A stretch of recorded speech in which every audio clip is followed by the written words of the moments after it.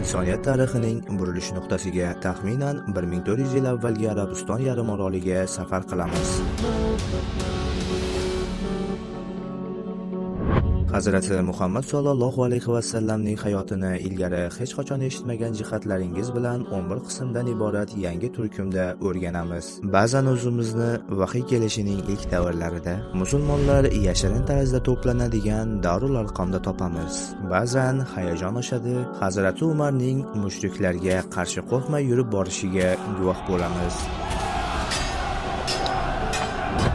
Qayta xiyonatlarga, og'ir bo'xtonlarga uchraydi.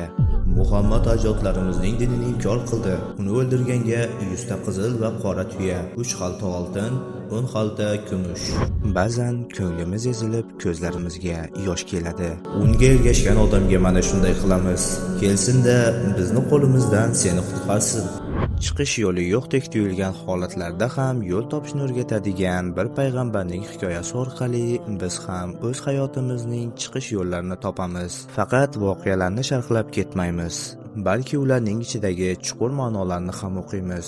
Bu safar sening ham hayotingni qayta chizishing va o'zingni qayta kashf qilishing uchun bir vosita bo'ladi. Allohning eng suyukli bandasining hikoyasi hayotini ummatiga fido qilgan. Ba'zan oylar davomida och qoldiriladi, ba'zan sevikli insonlarni tuproqqa topshiradi. Doimo nurga chorlaydi, ammo buning evaziga toshbo'ron qilinadi. Sening keltirganing kabi yomonlik va buzg'unchilik keltiradigan odamni hali ko'rmaganman. Son-sanoqsiz suiqasdlarga uchraydi, ammo bir lahza ham da'vatidan voz kechmaydi.